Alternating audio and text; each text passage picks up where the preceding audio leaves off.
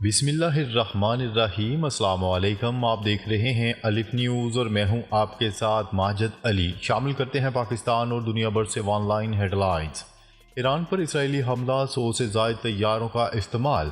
ایران پر اسرائیل کی طرف سے جمعے اور ہفتے کی درمیانی شب شروع کیے گئے حملوں کی تفصیلات سامنے آنے لگی ہیں، اگرچہ دونوں طرف سے ان حملوں کی کامیابی اور ناکامی کے متضاد دعوے سامنے آ رہے ہیں۔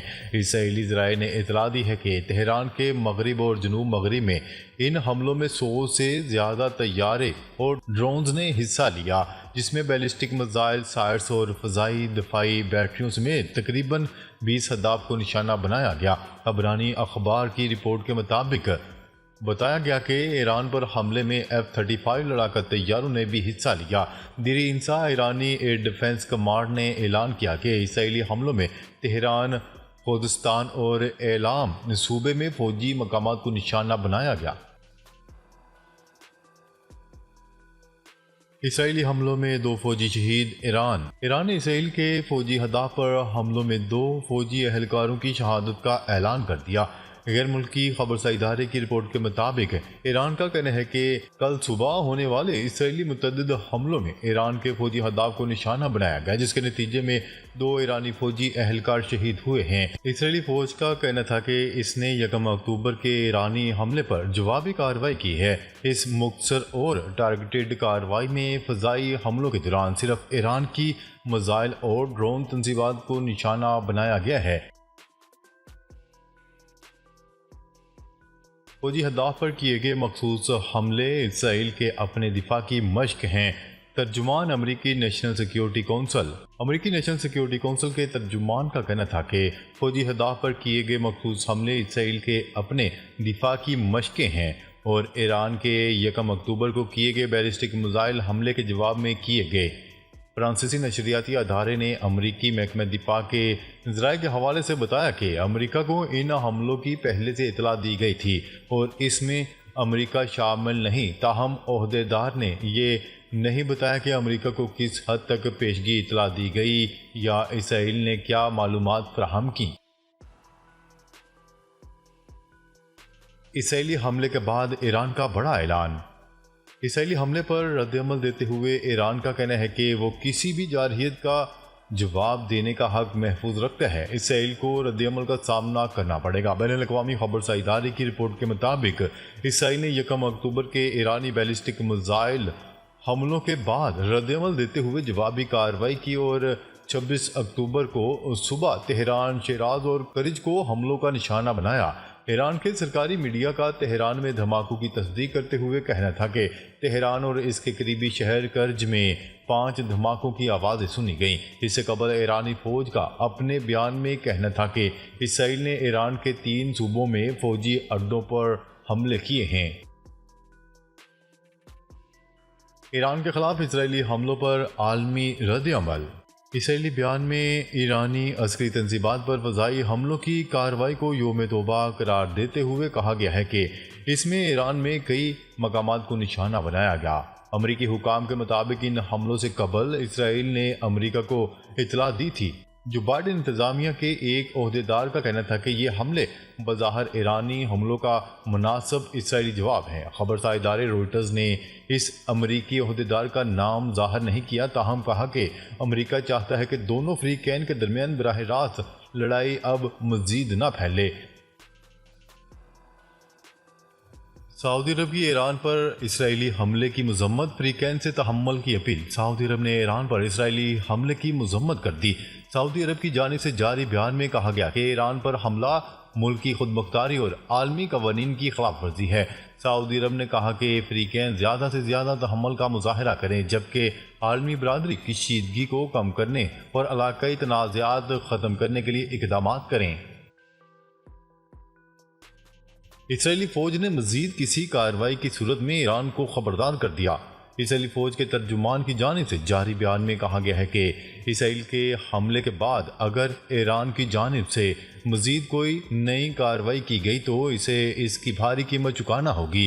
فوجی ترجمان کا کہنا تھا کہ ہمارا پیغام واضح ہے، اگر ایرانی حکومت کشیدگی کے نئے دور میں داخل ہونے کی غلطی کرتی ہے تو پھر ہم جواب دینے کے لیے مزید تیار ہوں گے۔ قطر اور عمان کا بھی ایران پر اسرائیلی حملوں کی شدید مذمت۔ سعودی عرب کے بعد قطر اور عمان نے بھی ایران پر ہونے والے اسرائیلی حملوں کی شدید الفاظ میں مذمت کر دی۔ غیر ملکی خبرساز ادارے کی رپورٹ کے مطابق قطر نے مذمتی بیان جاری کرتے ہوئے علاقائی عدم استحکام سے بچنے کے لیے تحمل اور بات چیت پر زور دیا ہے۔ قطری وزارت خارجہ کا کہنا تھا کہ ریاست قطر ایران پر اسرائیلی حملے کی سخت مذمت کرتی ہے۔ یہ حملے ایران کی سلامتی اور عالمی قوانین کے اصولوں کی کھلی خلاف ورزی ہے۔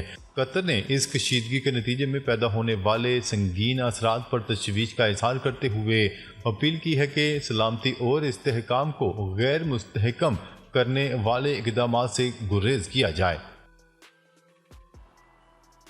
ایران کو اسرائیلی حملوں کا جواب نہیں دینا چاہیے۔ برطانوی وزیر اعظم کیر سٹارمر نے ہفتے کے روز کہا ہے کہ ایران کو اسرائیلی حملوں کی لہر کا جواب نہیں دینا چاہیے اور تمام فریقین سے تحمل کا مظاہرہ کرنے کی اپیل ہے۔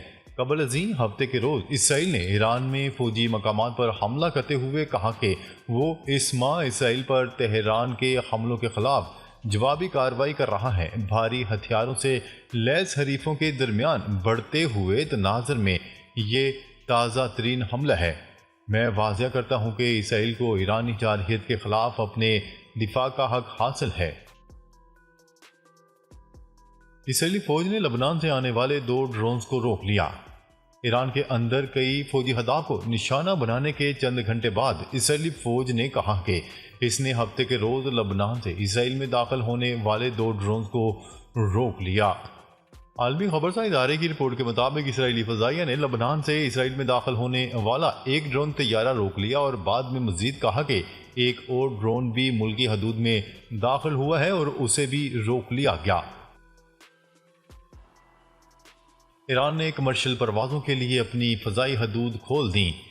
ایران نے کمرشل پروازوں کے لیے اپنی فضائی حدود کو کھول دیا ہے۔ ایران نے اپنی فضائی حدود کو اسرائیلی حملے کے بعد بند کر دیا تھا۔ بین الاقوامی خبرساز ادارے کی رپورٹ کے مطابق مختلف ممالک کی ایئر لائنز نے اپنی پروازوں کو فی الحال ایرانی فضائی حدود استعمال نہ کرنے کا مشورہ دیا ہے۔ یورپ امریکہ سے آنے والی پروازیں مسقط کے ذریعے پاکستان کی حدود استعمال کر رہی ہیں۔ دوسری جانب CAA کا کہنا ہے کہ ایرانی فضائی حدود کو اسرائیلی حملے کے بعد سے کمرشل پروازوں کے لیے بند کر دیا گیا ہے۔ اسرائیل نے ایران کی خود مختاری اور علاقائی سلامتی کی خلاف ورزی کی۔ حملے پر پاکستان کی مذمت۔ پاکستان نے اسرائیل کی جانب سے ایران پر حملوں کی مذمت کرتے ہوئے کہا کہ یہ حملے اقوام متحدہ کے چارٹر اور بین الاقوامی قوانین کی خلاف ورزی ہیں۔ اسرائیل نے ایران کی خود مختاری اور علاقائی سلامتی کی خلاف ورزی کی۔ ترجمان دفتر خارجہ ممتاز زہرا بلوچ کی جانب سے جاری بیان میں کہا گیا کہ پاکستان اسلامی جمہوریہ ایران پر گزشتہ روز صبح سویرے اسرائیلی حملوں کی شدید مذمت کرتا ہے۔ ترجمان دفتر خارجہ نے کہا کہ اسرائیلی حملوں کے نتیجے میں علاقائی امن اور سلامتی کو شدید خطرات لاحق ہیں۔ اڈیالہ جیل میں قیدیوں سے ملاقاتوں پر عائد پابندی ختم۔ جیل ذرائع کے مطابق عام قیدیوں سمیت تمام قیدیوں کی ملاقاتیں اب معمول کے مطابق ہوں گی۔ اڈیالہ جیل میں ملاقاتوں پر پابندی 25 اکتوبر تک لگائی گئی تھی۔ رواں ماہ 4 اکتوبر کو سیکیورٹی وجوہات کے باعث جیل ملاقاتوں پر پابندی عائد کی گئی تھی۔ اڈیالہ جیل میں دہشت گرد حملے کے پیش نظر ملاقاتوں پر پابندی عائد کی گئی تھی۔ جیل میں فرضی مشقوں کے باعث بھی ملاقاتوں پر پابندی عائد تھی۔ حکومت سے کسی بھی عہدے کے لیے کوئی ڈیل نہیں ہوئی۔ مولانا فضل الرحمان۔ جمعیت علماء اسلام فے کے سربراہ مولانا فضل الرحمان نے کہا ہے کہ حکومت سے کسی بھی عہدے کے لیے کوئی ڈیل نہیں ہوئی۔ JUI فے کے سربراہ مولانا فضل الرحمان نے میڈیا سے گفتگو کرتے ہوئے کہا کہ ہم نے مارشاء اللہ میں بھی آئینی ترمیم میں تبدیلی کی اور آئینی ترمیم میں JUI کا کردار قابل تعریف ہے۔ مولانا فضل الرحمان نے کہا کہ نئے چیف جسٹس کا خیر مقدم کرتے ہیں۔ بانی PTI سے ملنے کی بات قبل از وقت ہے۔ PTI سے شنگھائی تعاون تنظیم کانفرنس پر احتجاج مؤخر کرنے کی اپیل کی تھی، جبکہ سود کے معاملے پر شریعت کورٹ کا فیصلہ حتمی ہوگا۔ اس سے قبل سربراہ JUI کا کہنا تھا کہ سودی نظام کے خاتمے کے بغیر ملک ترقی نہیں کر سکتا اور یہ اللہ کا نظام ہے۔ یحییٰ افریدی ملک کے 30ویں چیف جسٹس بن گئے۔ چیف جسٹس یحییٰ افریدی کی تقریب حلف برداری ایوان صدر میں منعقد کی گئی۔ صدر مملکت آصف علی زرداری نے ان سے عہدے کا حلف لیا۔ وزیر اعظم شہباز شریف اور سروسز چیف نامزد چیف جسٹس کی تقریب حلف برداری میں شریک تھے۔ وفاقی وزراء بھی تقریب میں موجود تھے۔ ناظرین، اب تک کے لیے اتنا ہی۔ مزید خبریں لے کر بہت جلد آپ کی خدمت میں حاضر ہوں گے۔ تب تک کے لیے اپنا خیال رکھیے گا۔ اللہ نگہبان۔